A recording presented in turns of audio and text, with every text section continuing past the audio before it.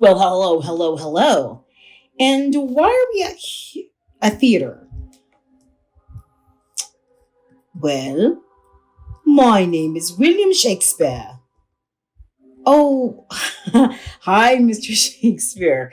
What are we doing here at this theater? And wow, you actually are here after 500 years after the fact.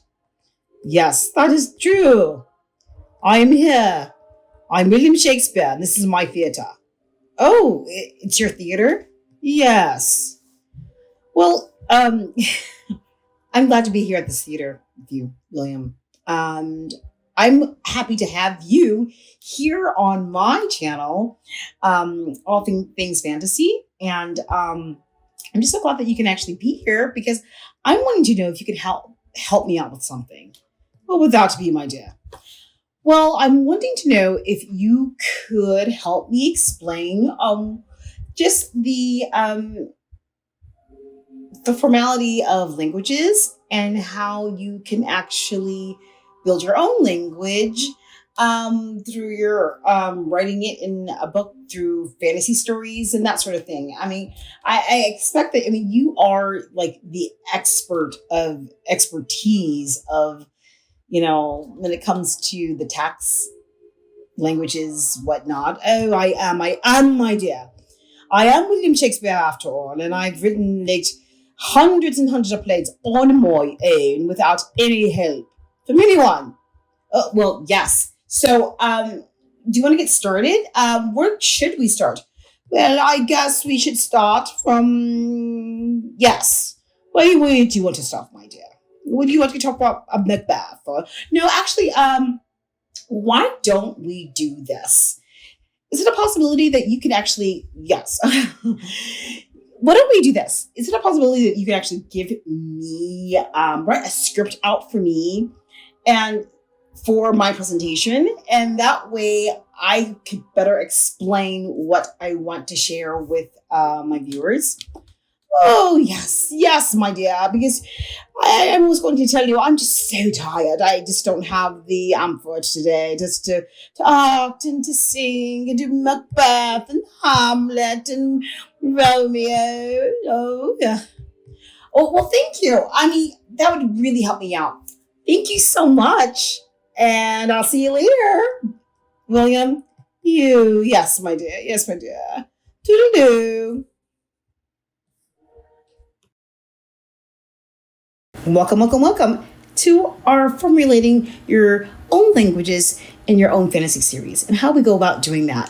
Now, first, I want to actually do a background studies of how languages came to be and birthing and conceiving in our own world, in our own historical timeline.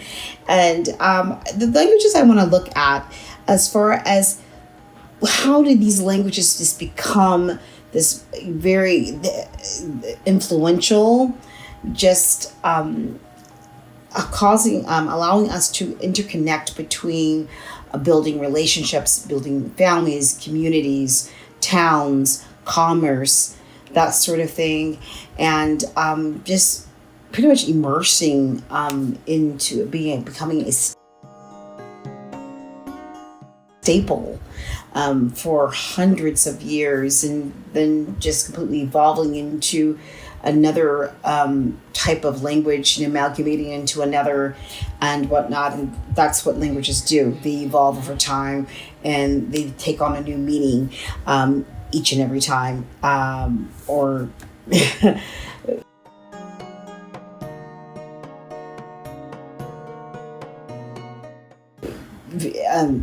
yeah, each and every time it takes on a new meaning.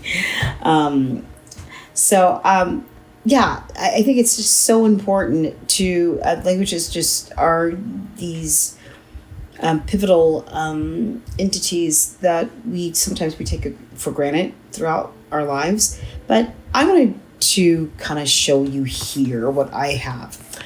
Let's go back to on our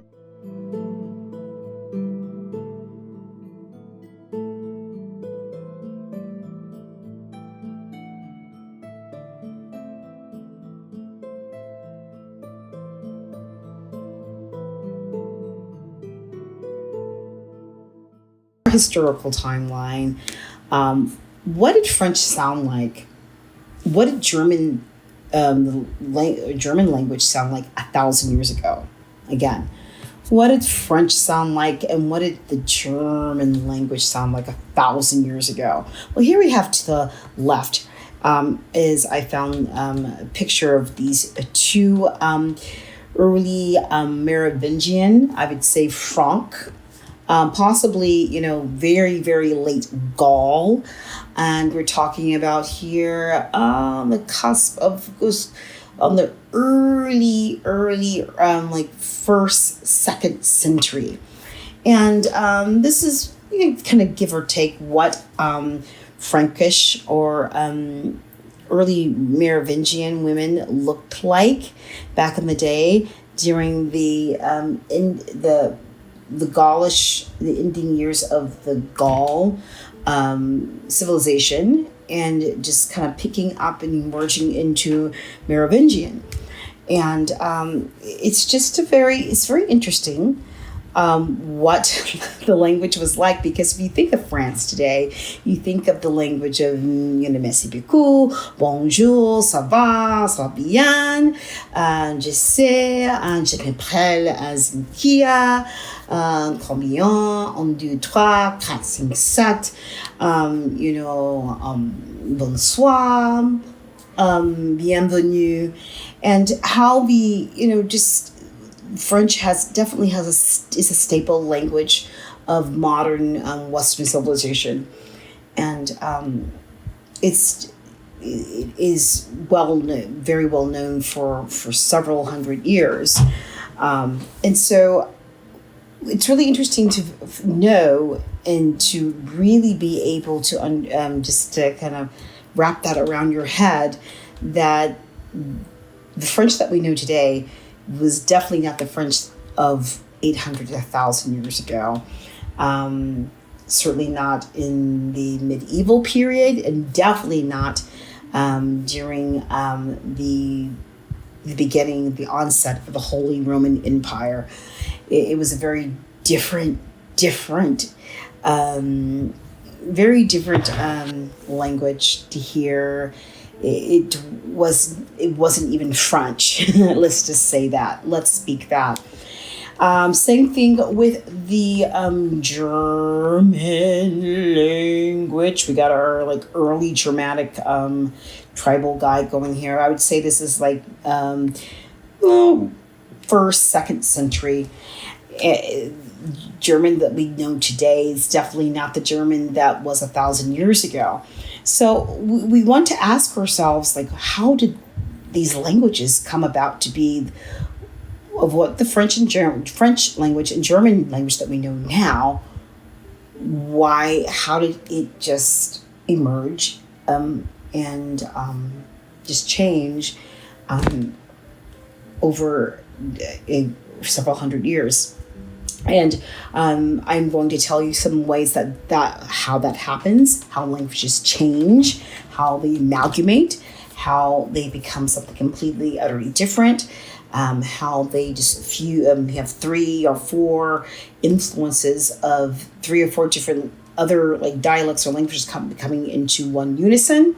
And a lot of it has to do with the falling and the picking up of one civilization, one empire, one power setting the Roman Empire, the crumbling of that actually.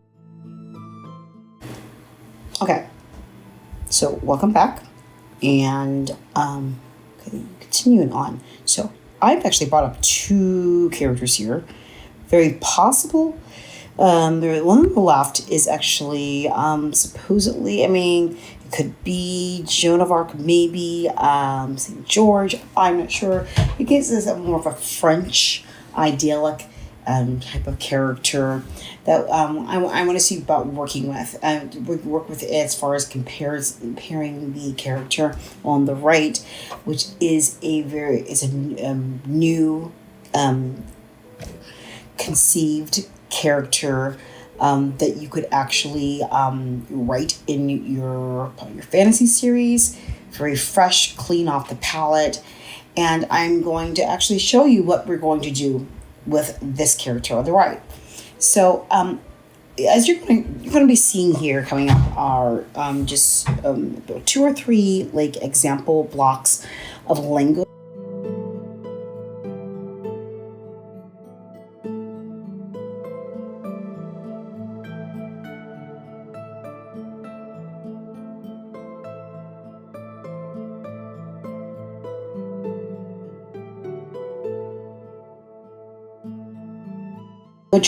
Language box of we're looking at French right now. French from the Old French, Early French, and our modern day French. And I just want to have you just see the how the language itself has evolved over 1,000-year period. And now I don't want to get off into rabbit trails for it because I am really bad about this or however you want to look at it. I'm really good at going rabbit trails when I get into particular just subjects like this, talking about history, languages, that sort of thing. I really want to kind of just really stay on the narrow road of what we're here for. You're here for. You want to know how to formulate, how to build and construct your own languages for your fantasy realm, for your characters, for your world, for your book, and how you would be able to do that from languages that our own languages that we actually speak on a daily basis here in our world. And I just want to I do want to give you a very quick, just synoptic, just kind of skim through a just historical perspective of where our evolving of our own languages and how it came to be. So that way that you'll be able to kind of have an idea of just breaking down or just taking like a little here, a little there, like a buffet style type of, of your own choice, and formulating, amalgamating those languages for your book. Now, as you see here, the examples I have before you for your French and how that very, very, very different. Your early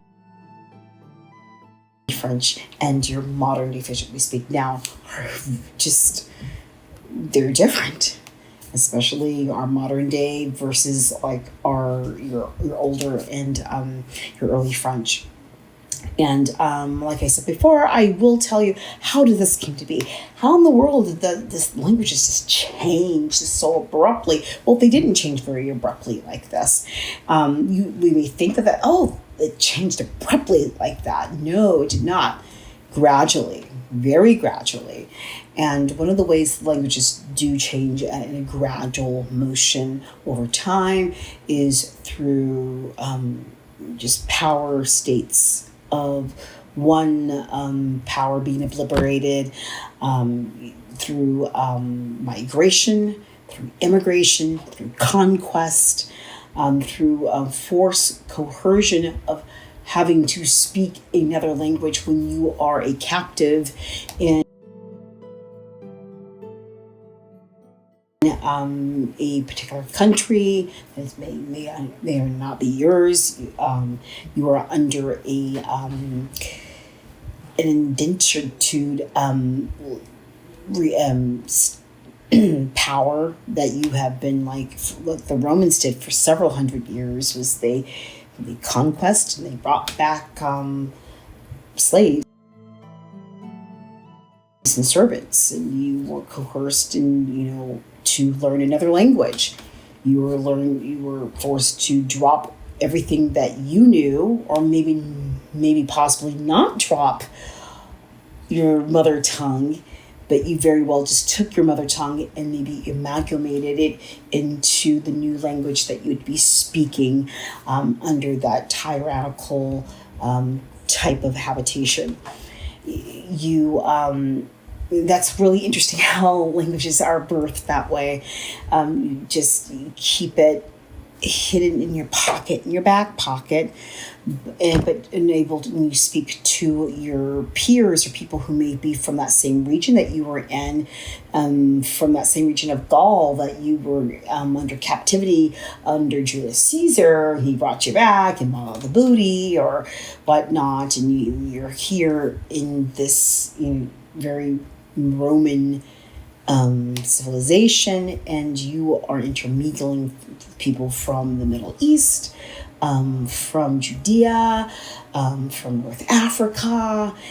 This is how languages become to be amalgamated, intermixed, and but most especially based on the socioeconomic groupings, because you have like servants and slaves may have their own particular type of dialect of a certain language, and your noblemen maybe have an entirely different onset of perhaps the same language, that they more or less the same language, but not identical to what their servants or the lower class is speaking.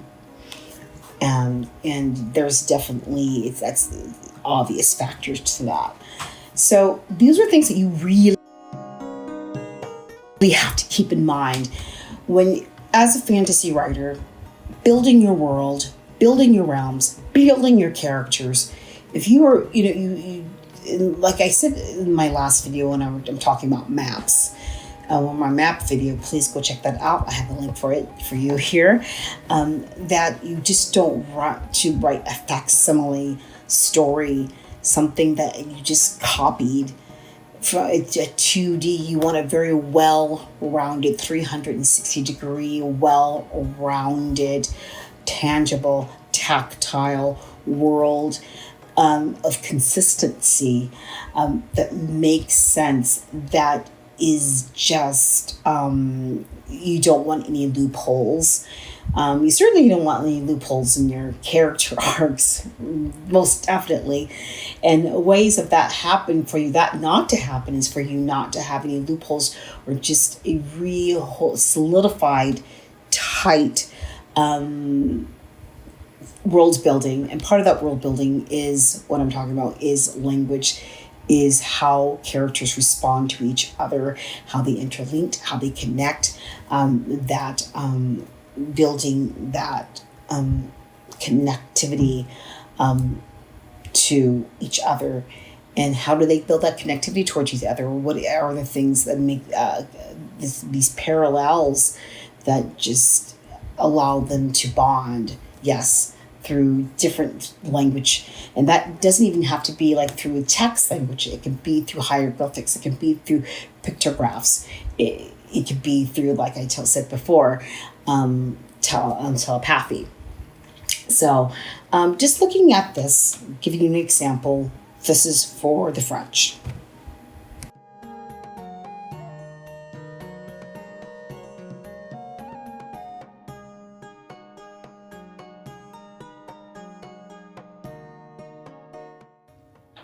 So, who are the Germanic people? This is who we're going to talk about next. The Germanic tribe. Here we have our Germanic warrior here on this side. And I didn't know that I can flicker like that. Oh gosh. Yeah, right here. And here is our fresh slate palette fantasy character that we can actually use as a transitional example of what you're able to do with the German or the Germanic, early Germanic language, or the modern German language. And you're probably asking why she's talking about the historical aspect of languages. Well, like I said before, it's very important just to kind of start from the initial beginning, just the early stages of our modern day languages, where they began and where we're at now, where we have arrived now. It's really interesting to know the timeline and the coming and going of, so that way we will be able to have a better fit and a better just establishment of our new language when we transition that into our book series. So, okay, Germanic warrior. Who are the Germanic people? Well, I'm going to tell you.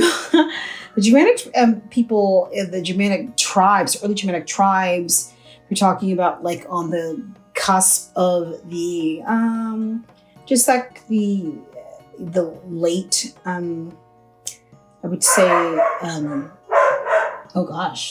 late BC, early AE, first century. The Germanic tribes were made up of the Macronani people, the Alemanni, Franks, Angles, and the Saxons. While the eastern tribe north of the Danube consisted of the Vandals. There's a group called the Vandals. They're like there's a punk rock group, I think, back in the 80s. The Gippets, the Ostrogoths, and the Visigoths. So those are like more of the eastern tribes of north of the Danube River, and then you had on the western, Macromani, the Alemanni, Franks, Angles, and Saxons.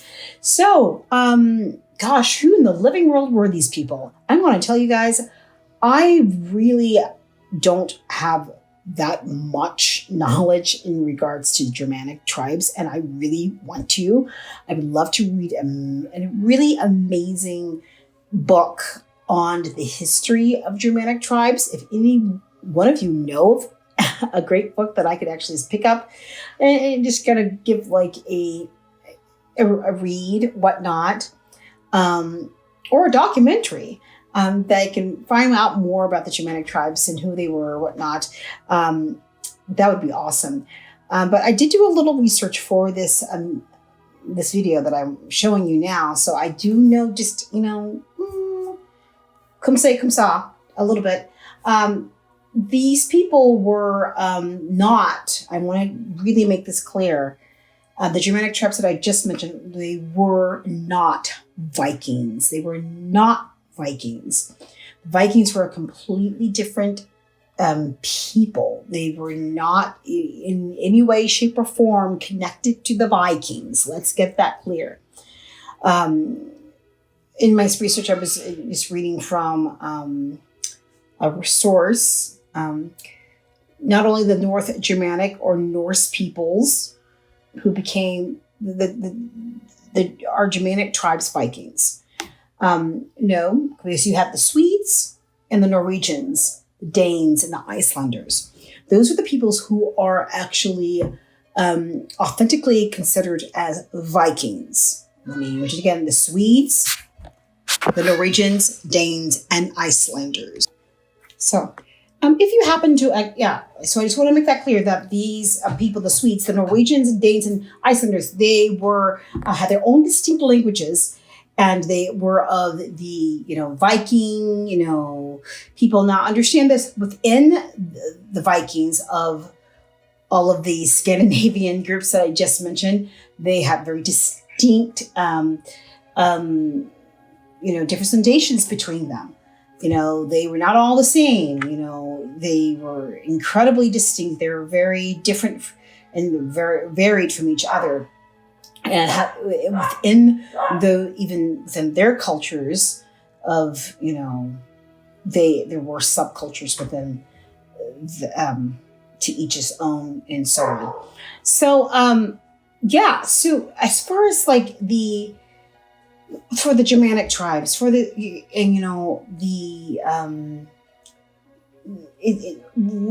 at what we have here for our example, the Germanic tribes, yes, what I do know about them is that they actually the languages the modern language of German that we have now, accumulated into a mixture that is a precursor of that of our modern day English that we have. And that actually evolved over good, like, more than but between 2 to 3,000 years, in allowing it to marinate and to incubate in a particular region of the Marcomanni, Alemanni, Franks, Angles, and Saxons. And within the German language, you will find and distinguishing phonetic, just sounds, visually and phonetically, of English sounds. You will see within the German language, you can pick up on our modern day English words, because yes, English, and that simply is probably most likely you can actually find the Saxons responsible for that. The Saxons actually are from the Germanic region which is north of the Danube River.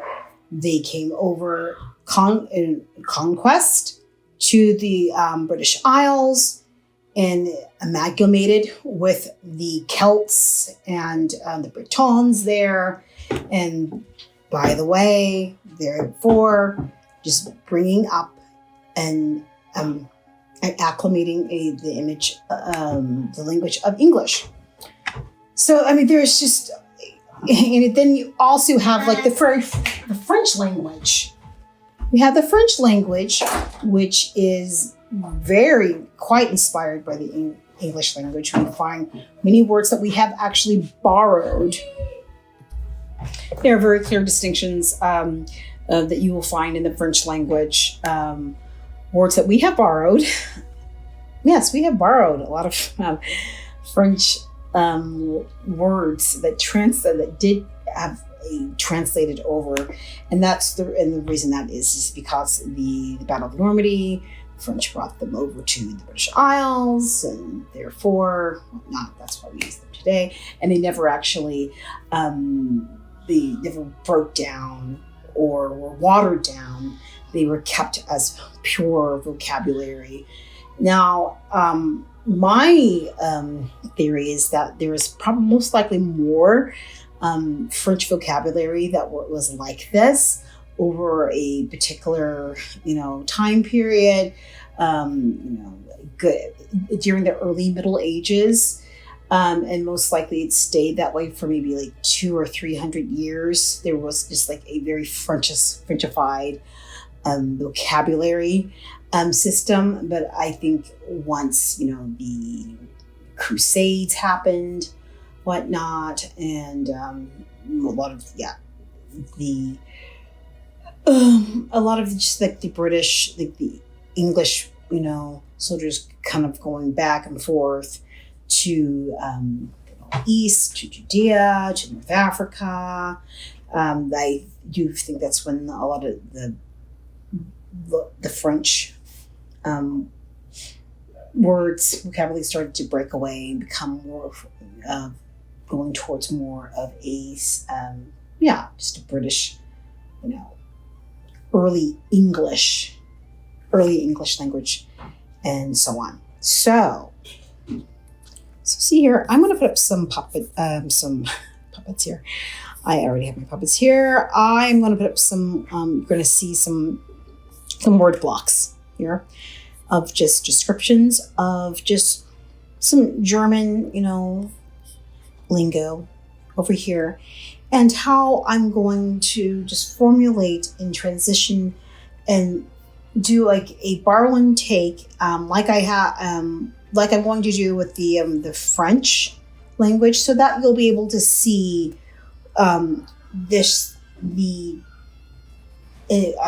strong inspiration influence of the German language. And as you can see here in this box to the left, we have a early German language example.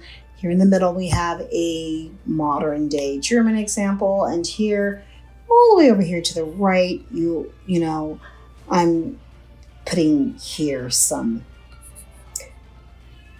bringing some, lingo, linguistics that are just kind of inspired building them for my world.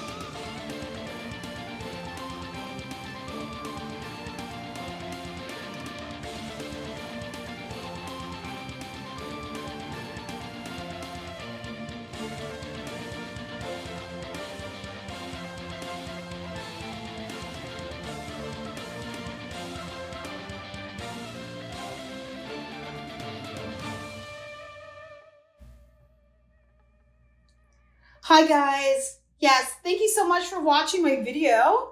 If you haven't already, please subscribe and push that notification button so that you'll be able to watch my videos when they come in. And like this video and share.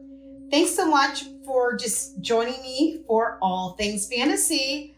I look forward to seeing you next time. Have a great weekend. Bye.